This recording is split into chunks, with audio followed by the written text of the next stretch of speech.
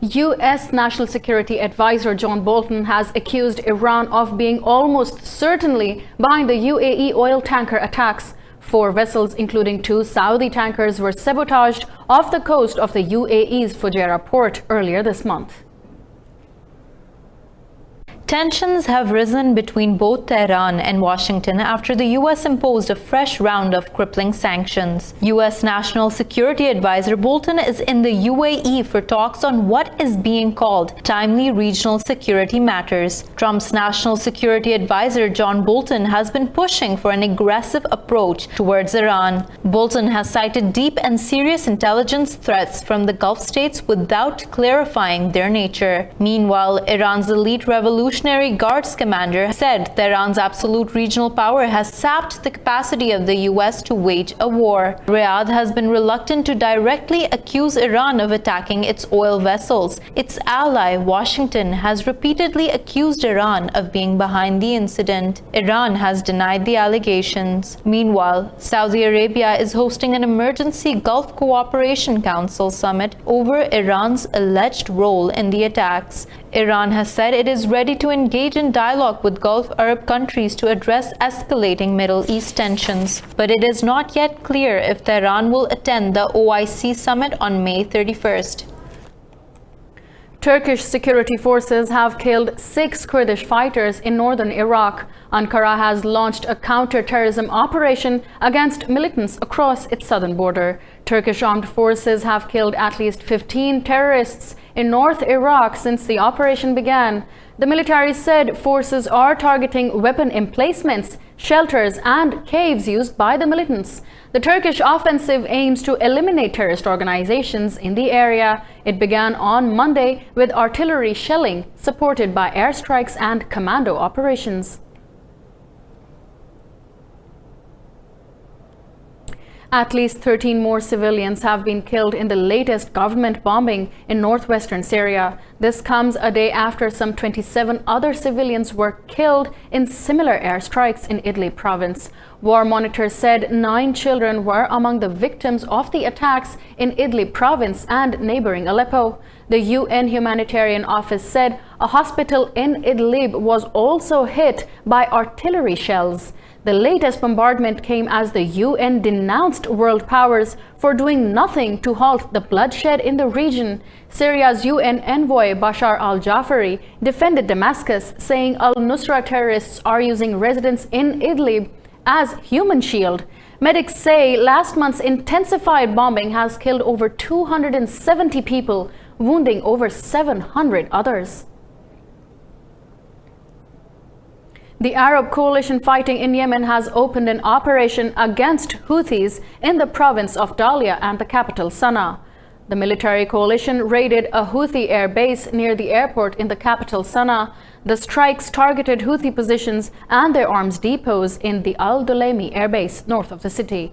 The Arab coalition spokesman, Colonel Turki al-Malki, said the targeted bases were used by Houthis to manufacture drones. He said the coalition has attacked the Houthi military to neutralize their ability to carry out acts of aggression. This came after Houthis targeted Saudi airports in Najran and Jizan cities with drones.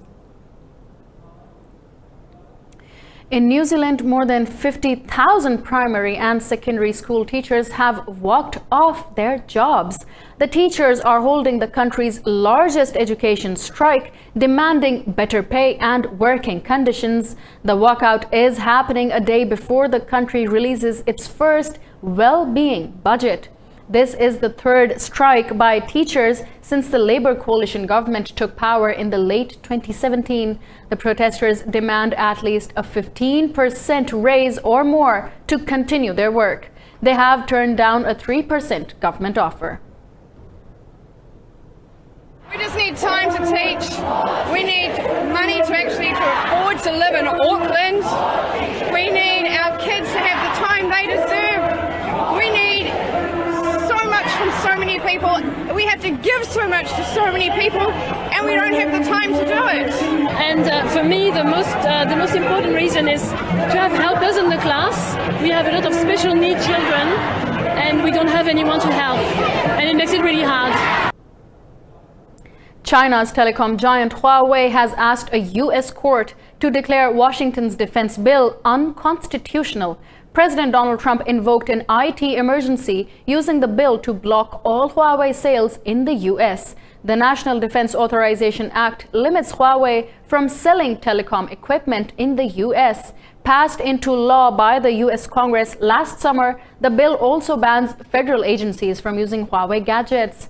At a press briefing, Huawei's chief legal officer, Song Liuping, said the company hopes the court would correct mistakes in the act. He said the petition seeks to give U.S. customers access to Huawei equipment sooner. We believe that U.S. politicians are using cybersecurity as an excuse to gain public support for actions that are designed to achieve other goals. These actions will do nothing to make networks more secure. They provide a false sense of security and distract attention from the real challenges we face. The U.S. says North Korea's entire weapons of mass destruction program violates UN Security Council resolutions. The statement follows recent missile tests by Pyongyang. The U.S. State Department and Washington is trying to negotiate a peaceful end to North Korea's WMD program.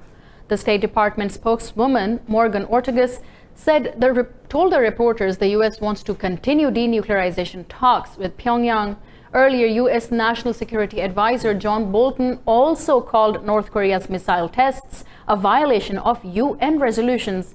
Denouncing Bolton as more than ignorant, North Korea said giving up missile tests would mean giving up their right to self-defense. Several tornadoes have ripped through the U.S. Midwestern states of Missouri, Ohio, and Indiana, damaging homes and uprooting trees. The swarm of tightly packed twisters have so far killed one person and injured 130 others. The U.S. National Weather Service said some 20 tornadoes were reported by storm chasers in Kansas City, Missouri. Nearly 55,000 homes and businesses in Ohio have been knocked off the power grid. Meteorologists said wind speeds up to 266 km per hour were recorded at enhanced Fujita scale that rates the intensity of tornadoes. More than 300 tornadoes have ravaged the U.S. Midwest in the last 2 weeks during an unusual onslaught of extreme weather. The U.S. has walked out of a UN conference on disarmament to protest Venezuela, assuming its rotating presidency. U.S. Disarmament Ambassador Robert Woods said he would not endure sessions led by a rogue state. Details here. This is not the first time the United States have walked out of the United Nations Disarmament Conference. Last year, it flounced out of the arms control body after Syria assumed the rotating chair position. Unfortunately, this is the reality we face here. We have to try to do what we can to prevent these types of states from presiding over international bodies. So this regime's representative is just going through the motions. Whatever is discussed in there, whatever is decided, if anything, has absolutely no legitimacy because it's an illegitimate regime presiding over that body. Russia described the U.S. move as a regretful decision. Any act which introduces a political turbulence into the work of the Conference of Department undermines these objectives and projects onto any possibility to achieve a compromise at all. On this, the steps taken by the delegations of the USA and the countries of the Lima Group are of great regret to us. The Conference on Disarmament was previously a key United Nations forum for negotiating major arms control pacts. But progress in the conference has been blocked for years over a series of diplomatic impasses. Sudan's alliance of opposition and protest groups have begun a 2-day general strike. More in this report. Talks between the ruling Transitional Military Council and the Declaration of Freedom and Change Alliance have come to a standstill. Most staff in the medical sector, electricity offices, and central as well as commercial banks observe the strike. As companies, we provide services to citizens. We have announced our apologies for not providing these services today and tomorrow, in support of the revolution, in support of freedom, and in support of justice. Currently, and among the goals of the strike, is to have the military council hand over power to 100% civilian government in order to establish governmental branches and state structures, as well as reform the structure of banks, God willing. The opposition alliance will give a call for civil disobedience if an agreement is not reached with the military council.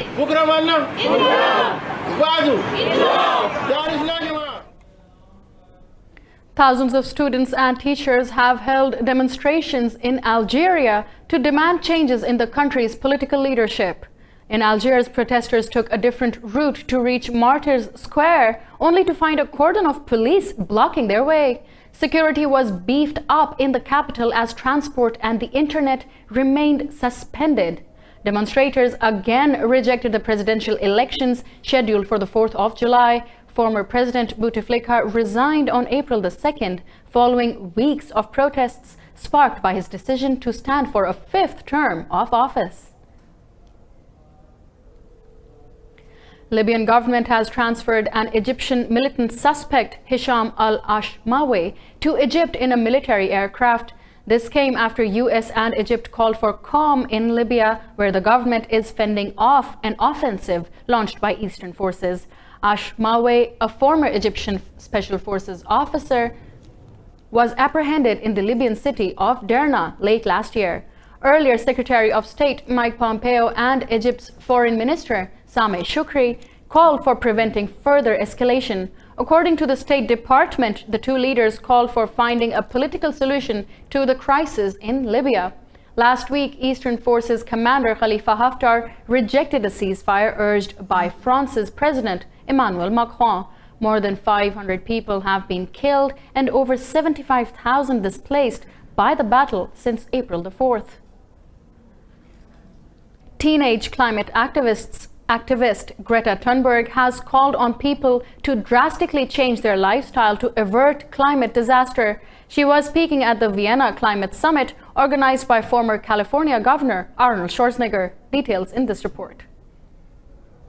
Green activist Greta Thunberg has urged people around the world not to be complacent about global warming, relying on advances in technology to avoid the rising world temperatures would be folly, she said. Thunberg told the conference that managing the climate emergency is not possible without sincere global effort. This is above all an emergency, and not just any emergency. This is the biggest crisis humanity has ever faced. This is not something you can like on Facebook. The Vienna Climate Summit takes place at a time when Green parties have made massive gains in the EU elections. There are now 71 Green Party MPs compared to the previous 52. Thunberg urged high-profile people to play their part in saving the planet. Presidents, celebrities, politicians, CEOs, and journalists. People listen to you. They are influenced by you.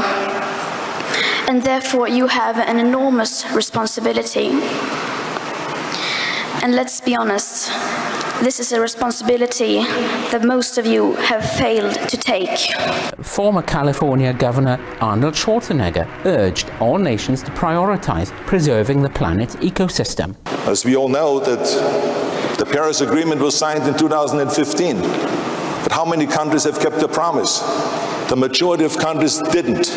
He accused world authorities of lying to the people. We're just asking you to stop lying to the people about climate change and about pollution, and to offer them solutions instead of bullshit. The stage was later taken by UN Secretary General Antonio Guterres. He expressed regret that many countries are failing to keep the promises they made in the Paris Agreement.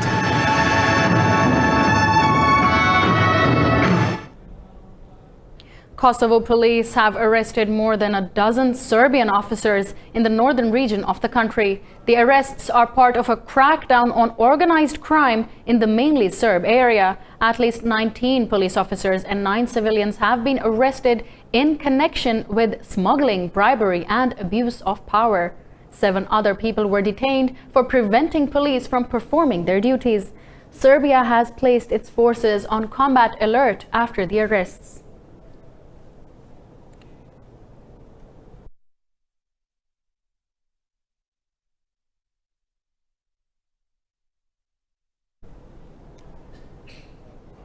Two people have been killed in a bombing in Thailand's Muslim-majority south. The attack could be retaliation for the killing of a wanted rebel leader. A 14-year-old boy and 38-year-old woman died in a motorcycle bomb explosion at a marketplace on Monday. 4 military rangers were also injured in the blast. Security officials suspect the attack was in retaliation for the killing of rebel leader Abdullah Latte. The bombing came a day after another attack in Songkhla province, which killed a police officer. South Thailand has been in the grip of a low-level insurgency since 2004. The conflict has resulted in 7,000 deaths. Malaysia has decided to send back around 3,000 tons of plastic waste sent for recycling from Europe and the United States. China's ban on accepting the world's used plastic has plunged the global recycling industry into turmoil. The world's recyclable plastic is now being shipped to other Asian countries to be illegally dumped, buried, or burnt. Malaysia is the latest Asian country to reject rich countries' rubbish. Some 14 countries, including the US, Canada, Australia, and Britain, sent their unwanted waste under the pretext of recycling. What the citizens of the UK believe that they send for recycling is actually dumped in our country. And this is something that is very serious. And we do not only found this one company, we have found a few companies from different countries. Dozens of recycling factories have cropped up in Malaysia, many without operating licenses. Communities have complained of worsening environmental problems due to the recycling industry. Malaysians, like any other developing countries, have a right to clean air, clean water, sustainable resources, and clean environment to live in, just like citizens of developed nations. Officials said 60 containers of illegally imported trash would be sent back. We are compiling the list of the so-called recycling companies from this developed country, and we will send the list of these names of these companies to the respective governments to take further actions. Only an estimated 9% of plastic produced worldwide is recycled. Environmental activists say that the only long-term solution is to limit both plastic production and consumption. 2 tons of discarded plastic fishing nets have been removed from the seabed of northern Greece. Greek and Dutch divers cleared the waste of the coastal Stratoni region. The plastic nets will be recycled into yarn to create socks, sportswear, swimwear, and carpets. The initiative is being headed by the Healthy Seas organization. 453 tons of abandoned nets have been removed from the seabed since 2013. Non-biodegradable plastic poses a great risk to marine life.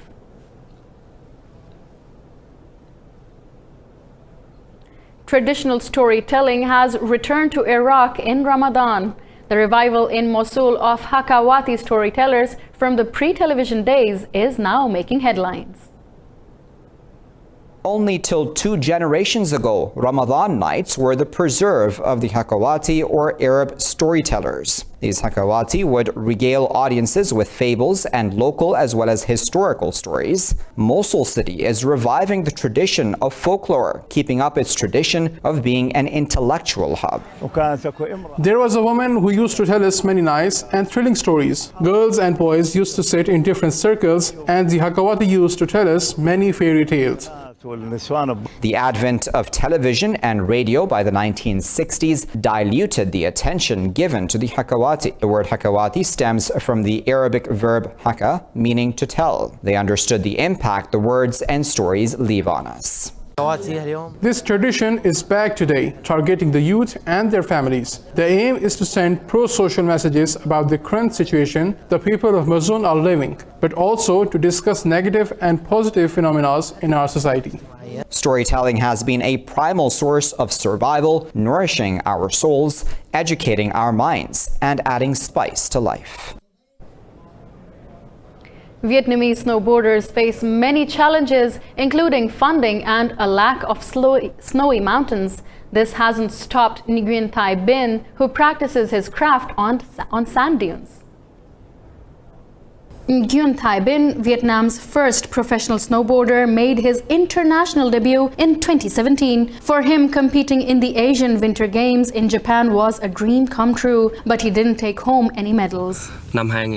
In 2007, there was information on the games. Someone introduced me to them, encouraged me to join to satisfy my passion for snowboarding and to experience this game. My first try for the first time. That was the first time snowboarder Nguyen Thai Bin ever saw snow. He remains determined to compete at an international level. With no snowy slopes in his country, he has chosen the sand dunes of southern Vietnam as his training ground. My first impression surfing on snow, I was a bit hesitant. I had been practicing on the sand dunes for some time. I had the technique, but snow was slippery, so I slipped when I touched snow for the first time. Another hurdle faced by Vietnamese snowboarders is money and lack of public interest. Snowboarder Nguyen Thai Bin hopes to compete in the 2021 Asian Winter Games if he can find a sponsor. I want someone who knows and shares my passion, having financial support to train athletes somewhere else to develop snowboarding. Snowboarder Nguyen Thai Bin is also focusing on longboarding as an alternative sport, but he says snowboarding remains his first passion.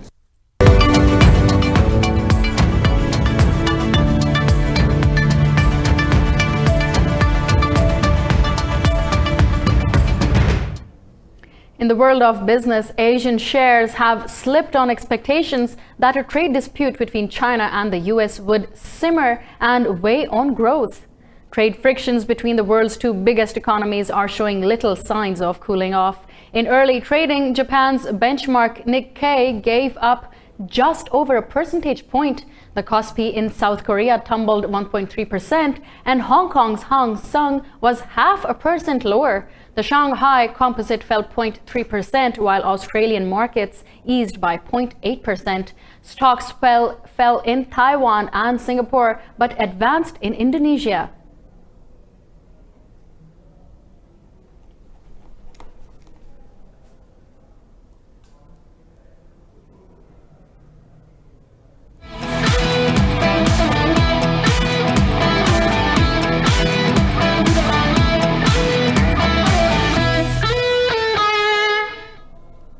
In the world of sports, the funeral procession of Formula One legend Niki Lauda has begun in his home city of Vienna. His family, friends, and hundreds of fans gathered to pay their last respects before the Requiem Mass. The 70-year-old Austrian great Niki Lauda passed away last week. He had been suffering from a severe lung disease. Lauda's family accompanied his remains into St. Stephen's Cathedral. His widow, Birgit, placed his orange driver's helmet on his coffin.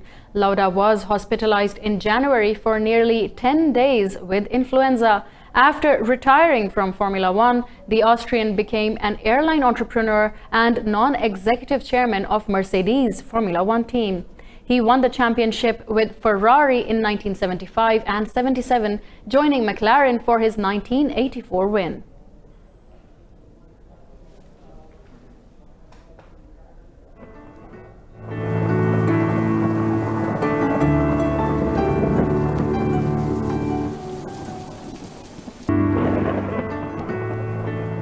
Let's look at the weather around the globe.